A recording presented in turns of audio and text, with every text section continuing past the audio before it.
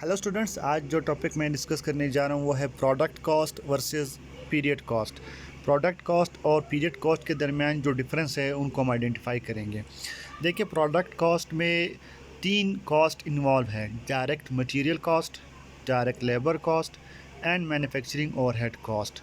Direct material cost वो cost है जो डायरेक्टली रॉ मटेरियल परचेज़ की जाती है, जिसको प्रोसेस करने के बाद एक फ़िनिश गुड की शक्ल दी जाती है। तो जो रॉ मटेरियल है, जो डायरेक्टली प्रोडक्ट को बनाने में मटेरियल इस्तेमाल होते हैं, उसको डायरेक्ट मटेरियल कहा जाता है।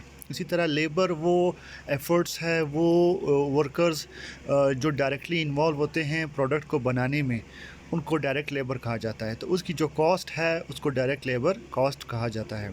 इसी तरह मैन्युफैक्चरिंग ओवरहेड वो इनडायरेक्ट मटेरियल और इनडायरेक्ट लेबर, उनको मैन्युफैक्चरिंग ओवरहेड कॉस्ट कहा जाता है।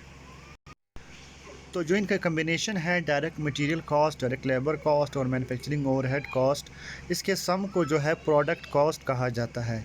ये जो प्रोडक्ट कॉस्ट है ये इन्वेंट्री की कॉस्ट में शामिल होती है और एट द पीरियड एंड ये बैलेंस शीट में इन्वेंट्री की कॉस्ट एसेट क्लासिफाई होती है और एज एन एसेट शो की जाती है। और अनटिल अनलेस जब ये सेल हो जाए इस इन्वेंट्री की, तो ये फिर बैलेंस शीट से वो अमाउंट माइनस हो जाती है और उसको फिर cost of good sold statement में प्रेजेंट किया जाता है। Cost of good sold statement फिर इनकम स्टेटमेंट में क्लोज की जाती है। तो मैं रिपीट करता चलो, प्रोडक्ट कॉस्ट वो कॉस्ट है जो प्रोडक्ट के कॉस्ट का हिस्सा होता है, जिसमें डायरेक्ट मटेरियल कॉस्ट होती है, डायरेक्ट लेबर कॉस्ट होती है और मैन्युफैक्चरिंग ओवरहेड कॉस्ट होती है। ये जो प्रोडक्ट बन जाती है उसको अनटिल एंड अनलेस कि वो सेल ना हो, उसको एज ए इन्वेंट्री शो की जाती है बैलेंस शीट में।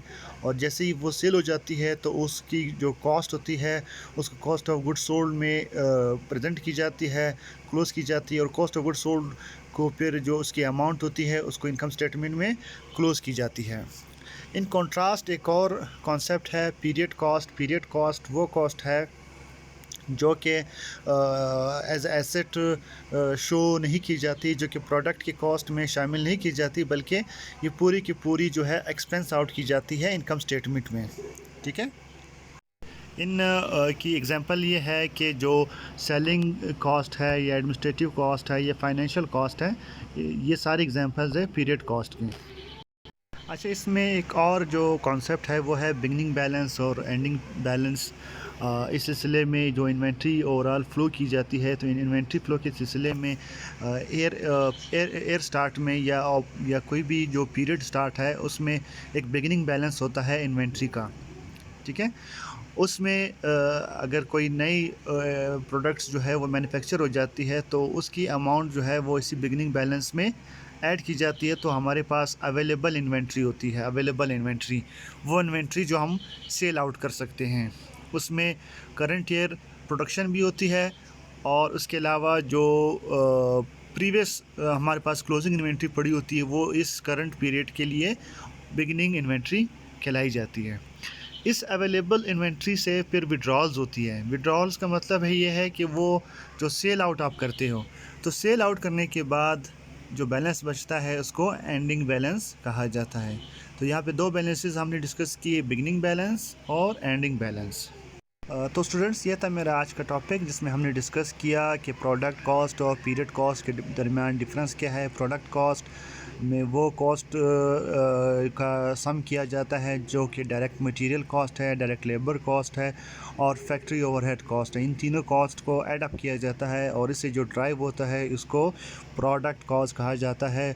वो प्रोडक्ट कोई भी प्रोडक्ट जो आप मैन्युफैक्चर करते हो उससे उसके रिलेटेड जो कॉस्ट होती है उसको प्रोडक्ट कॉस्ट कहा जाता है। ये अनटिल अनलेस कि ये सेल ना हो इसको कैपिटलाइज़ किया जाता है, यानी इसको एज बैलेंस शीट में इन्वेंट्री शो की जाती है। और जैसे ही ये सेल आउट हो तो इसको वही अमाउंट जो है वो इन्वेंट्री से माइनस करके जो वो है cost of goods sold statement में जो है उसको प्रेजेंट किया जाता है और कॉस्ट ऑफ गुड्स सोल्ड में क्लासिफाई किया जाता है, जो कि अल्टीमेटली इनकम स्टेटमेंट में क्लोज होता है। और इसके अलावा हमने पढ़ा कि पीरियड कॉस्ट जो है वो कॉस्ट है जिसको थोरली जो है वो कम्प्लीटली इसको एक्सपेंस आउट किया जाता है उसी पीरियड में जिस पीरियड में ये इंकर किया जाता है।